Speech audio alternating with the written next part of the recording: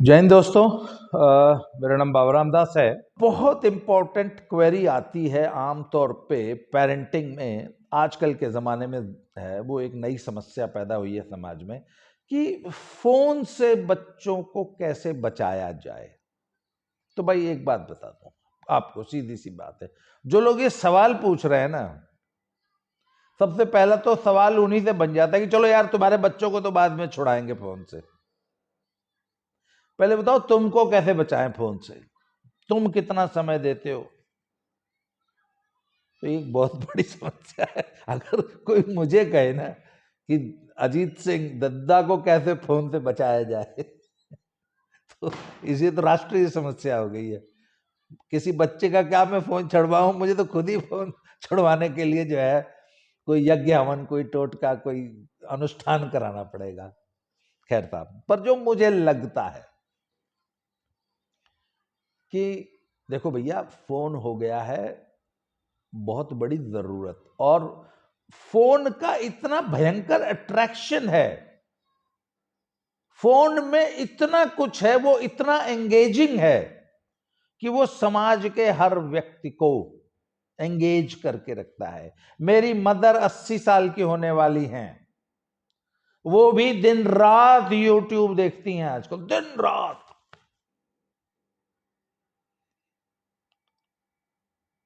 तो भैया phone engage कर रहा है समाज को। अब एकदम छोटे बच्चे, अच्छा छोटे बच्चों में एक मैंने समस्या देखी है, खाना ही खाते हैं फोन देखते हुए। ये हालांकि एक बहुत बड़ी समस्या है। बच्चे को फोन, खाना खाते समय कोई डिस्ट्रैक्शन नहीं होनी चाहिए। अब बात यह है साहब कि छोटे बच्चे को फोन से बचाया कैसे जाए। अब बात यह ना कि आप नहीं बचा सकते। एक काम कर सकते हैं, आप पहले तो ये नोट कीजिए कि किस समय आपका बच्चा फोन यूज कर रहा है। वो किसी भी एज ग्रुप का है या कोई भी व्यक्ति किस समय यूज करता है। मान लीजिए आप 5 साल की बच्ची है, स्कूल जाती है, किंडरगार्टन जाती है अपने, तो वो जब स्कूल चली जाती है तब तो नहीं यूज कर रही ना फोन, वहां से आके यूज करती होगी। तो भैया उस समय को कम करो, उस समय में उसको कहीं और एंगेज करो। और एक चीज, आपके सामने उबला हुआ करेला रखा है और रसगुल्ले पड़े हैं, तो आप क्या खाओगे? कौन खाएगा भैया रसगुल्ले के सामने उबला हुआ करेला? तो फोन से बेहतर विकल्प आपको बच्चे को देना पड़ेगा। उसको लगे कि ये फोन तो उबला हुआ करेला है, ये रसगुल्ला उसको देना पड़ेगा। वो क्या है? मैंने बोला आपको, उसको फोन से भी बेहतर एक्टिविटी में इंडल्ज करना पड़ेगा। मैंने कल एक बहुत अच्छी एक्टिविटी आपको बताई थी, स्टोरी टेलिंग। बच्चे के साथ क्वालिटी टाइम स्पेंड कीजिए, उससे बहुत सारी बातें कीजिए। अच्छा, सिर्फ स्टोरी टेलिंग नहीं है, talk to your child.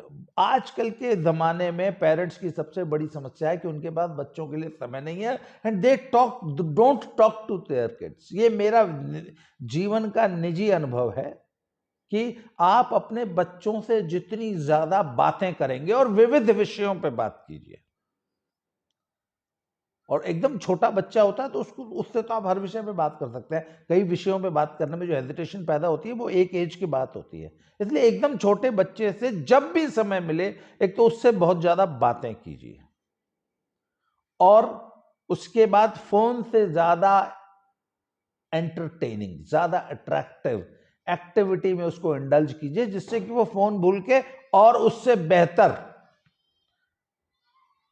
Activities में पार्टिसिपेट करे। सबसे अच्छा स्पोर्ट्स होता है। छोटे बच्चों को स्पोर्ट्स में उलझा के रखिए, साइकिलिंग में उलझा के रखिए, और डिफरेंट एक्टिविटीज में उलझा के रखिए। उसके साथ गेम्स खेलिए। जैसे मैंने कल आपको एक गेम बताई थी कि डिफरेंट चीजों को इकट्ठा कर लीजिए और उससे क्लासिफिकेशन हम कराते हैं।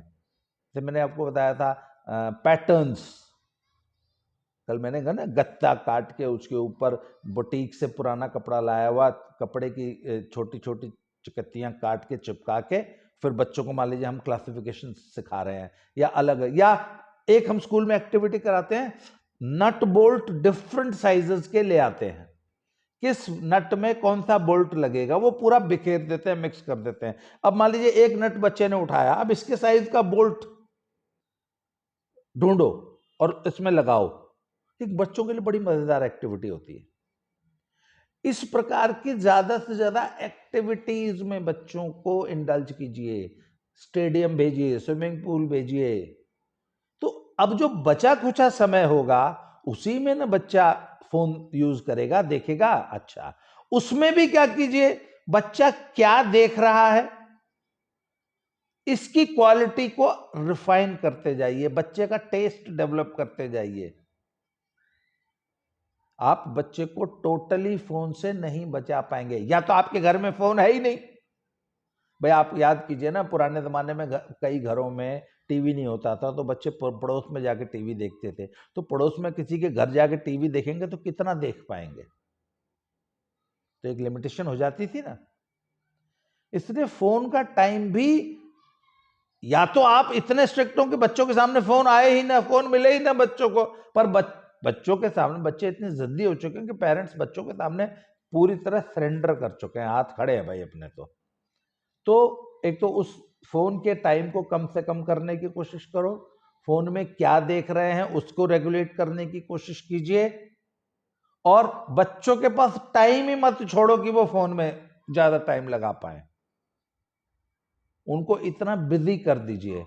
पर बात यह ना, वो बिजी करने के लिए आपको पूरा उनका एक एक मिनट की प्लानिंग करनी पड़ेगी।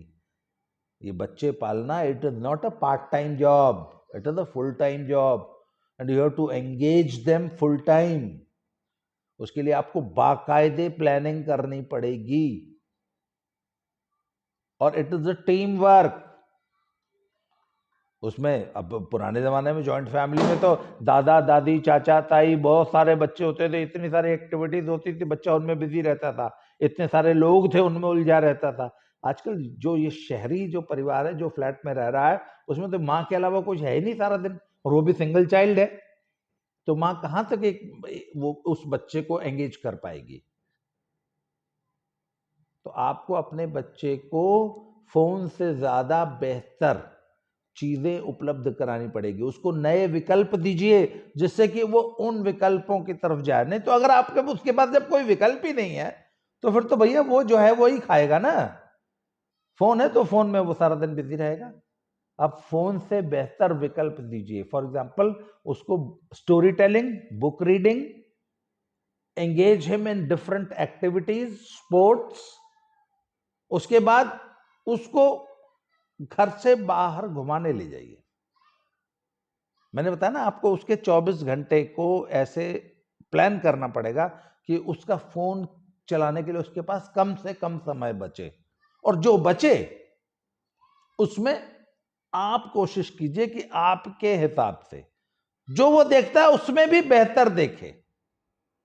मैं आपको एक छोटी सी मैं एक एग्जांपल देता हूं कि पुराने जमाने में जब वो मैगजीन्स आती थी तो कुछ लोगों ने महसूस किया कि ये जो कॉमिक्स हैं ये तो बच्चों के लिए बहुत अट्रैक्टिव, बहुत एंटरटेनिंग चीज है। तो उन्होंने एजुकेशन का सिलेबस भी कॉमिक्स के जरिए पढ़ाने की कोशिश की। और मेरे एक मित्र, हालांकि हमारे टाइम में तो ऐसा नहीं था, बाद में पीछे कुछ वो आईआईटी के कुछ लड़कों ने एक सीरीज निकाली थी जिसमें वो पूरी साइंस पढ़ाते थे कॉमिक्स के जरिए। कॉमिक में स्टोरी ऐसे बनाते थे जिसमें बच्चों को साइंस पढ़ाते थे वो।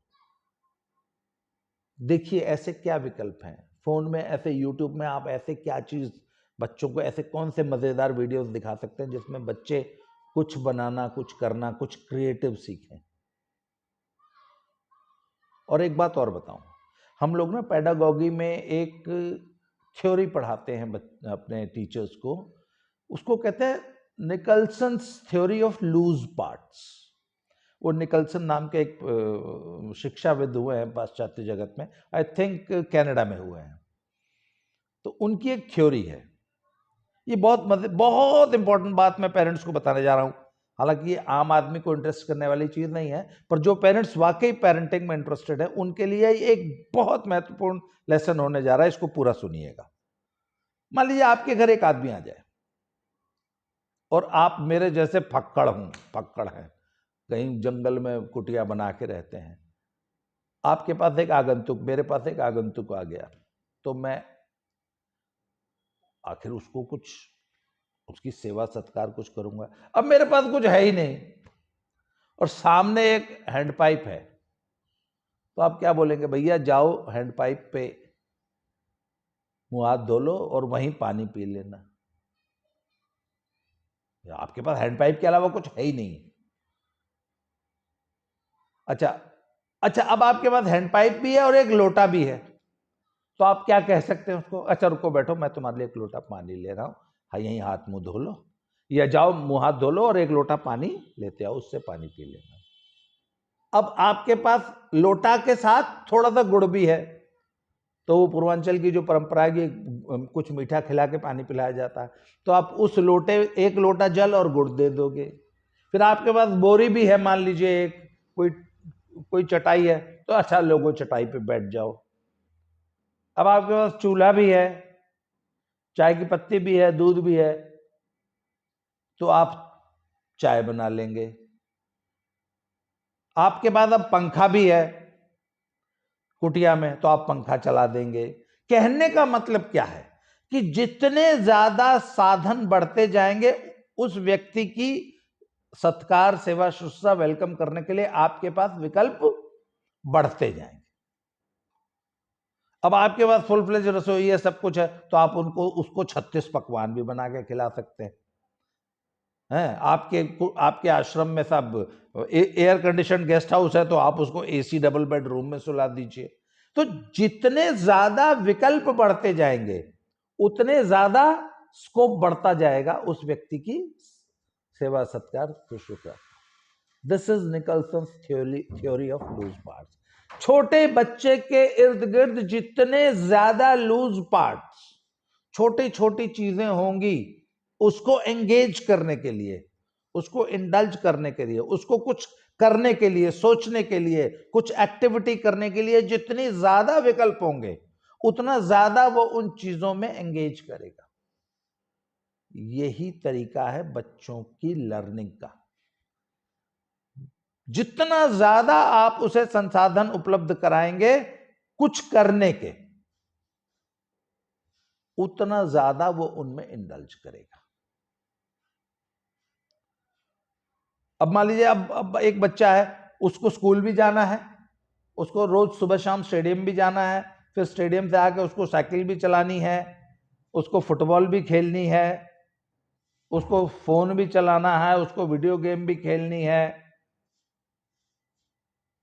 तो अब 6, 7, 8 एक्टिविटी होगी ना, तो हर एक्टिविटी में थोड़ा थोड़ा थोड़ा थोड़ा थोड़ा समय लगाएगा, तो किसी एक एक्टिविटी को देने वाला समय थोड़ा होता जाएगा। फोन की आदत को सिर्फ इसी तरीके से आप कम कर सकते हैं, और कोई विकल्प नहीं है। अपने इर्द गिर्द नजर दौड़ाइए कि आप अपने बच्चे को किन किन किन एक्टिविटीज में इंडल्ज कर सकते हैं।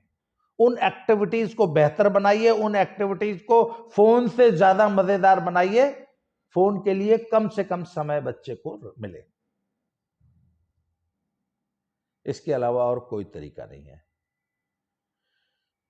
सुझाव आप भी अपने देते रहिए कमेंट बॉक्स में, जिससे कि हम इस सीरीज को और बेहतर बना सकें।